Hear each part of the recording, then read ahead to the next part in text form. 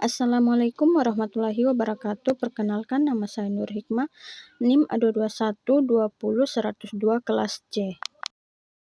Baik, saya akan menjelaskan materi dari kelompok 10 yaitu Deuterostomia, Minor Villa serta Echinodermata, yang mana beranggotakan Nur Hidayanti NIM A221215153 dan Hikmah A2121087.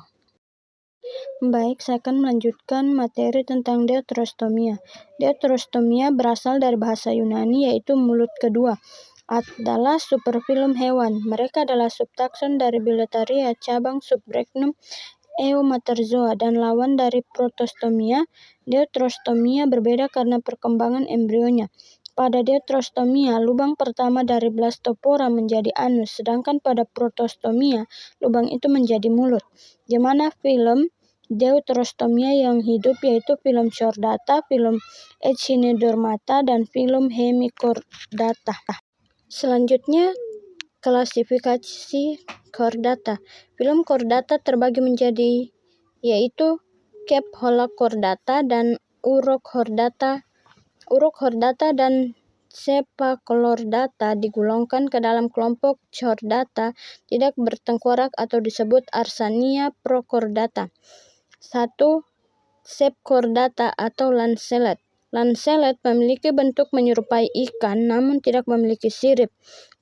Transparan, memanjang seperti pisau, dan ukuran tubuhnya lebih kecil karena tubuhnya seperti pisau, maka hewan ini dinamakan lancelet. Lancelet hidup dengan mengubur tubuhnya di dalam pasir di dasar laut tropis, hanya memperlihatkan bagian kepala saja. Hewan ini menggunakan tentakelnya untuk membawa makanan ke dalam mulutnya. 2. Urochordata atau Tuniesate. Hewan ini hidup di laut secara mandiri atau parasit. Fase larvanya biasanya memiliki 4 struktur chordata, sementara pada fase dewasanya, meskipun Tunicate diklasifikasikan sebagai chordata, mereka telah kehilangan notochord, tali saraf, dorsal, dan ekor postanal. Tetapi mereka masih memiliki celah faring. Kebanyakan Tunicate adalah hermafrodit. Tunicate memakan plankton dan detritus, contohnya Mulgula sp dan Botrycillus sp. Selanjutnya, klasifikasi Echinodermata. Asteroidea. Spesies Asteroidea adalah yang paling banyak spesiesnya. Kelas ini juga disebut dengan bintang laut karena bentuknya yang seperti bintang dengan 5 lengan atau berbentuk simetri radial. Di bagian bawah lengan-lengan tersebut ada kaki tabung. Asteroidea bergerak menggunakan kaki tabung tersebut. Selain untuk bergerak, kaki tabung juga berfungsi seperti cakram yang digunakan untuk menyedot. Jadi bintang laut akan menggunakan kaki tabung tersebut untuk melekat di bantuan atau media lainnya. Contoh hewan Echinodermata kelas Asteroidea, Archaeopteryx. 3. Ophiuroidea. Ophiuroidea berasal dari bahasa Yunani ophio yang berarti ular. Mereka memiliki bentuk lengan yang lebih langsing, panjang, dan fleksibel. Tubuhnya kecil dan pipis seperti cakram. Bintang ular ternyata gak punya kaki tabung atau ambulkral.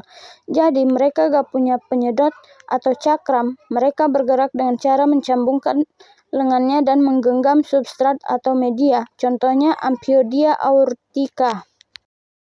4. Crinoidea.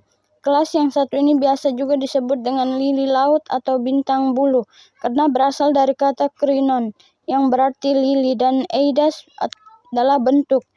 Bentuknya memang menyerupai bunga lili. Mereka memiliki warna yang mencolok dan ukuran panjangnya nggak lebih dari 40 cm.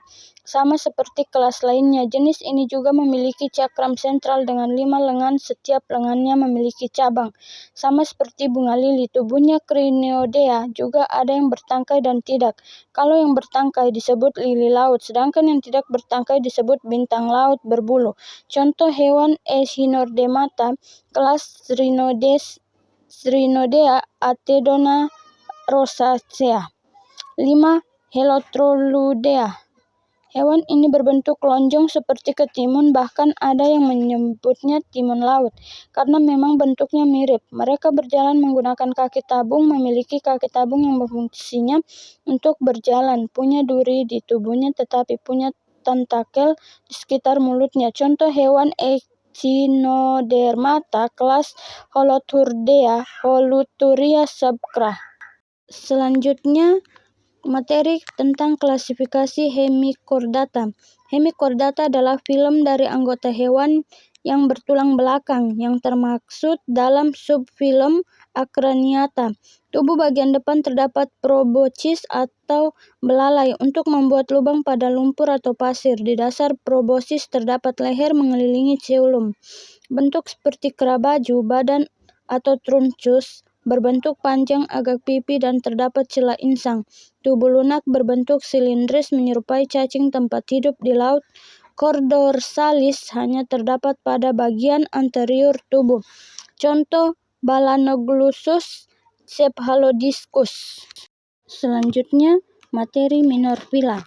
Minorvilla dapat dibagi menjadi 3 bagian, yaitu Ctenophora, Mesozoa, dengan Acanthophila, di mana Minorvilla adalah kumpulan hewan invertebrata yang digrupkan menjadi satu karena mereka terlalu kecil sehingga tidak dapat terlihat dengan mata telanjang. Hewan-hewan tersebut jarang terlihat karena biasanya hidup di air dan sebagian parasit yang tersembunyi dari hewan dan tumbuhan. Meskipun demikian, hewan ini sama-sama banyak dan penting sebagai anggota rantai makanan atau sebagai parasit dari ekologi. Sebagai contoh dari anggota Minorvilla diantaranya Ctenophora, Mesozoa, dan Acanthophila. 1.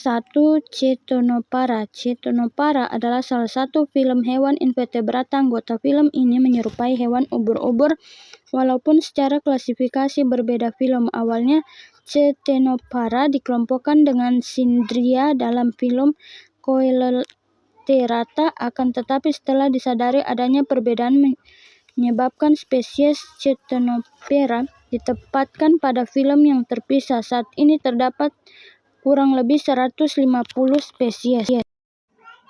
Mesozoa. Ada 2 subkelas dari Mesozoa, yaitu Desmida dan Orthonectida. Tubuh yang mencapai panjang 5 mm, entah sel berbentuk ulat aksial atau di Desmida atau agregat sel epitel, ditutupi dengan sila di Orthonectida.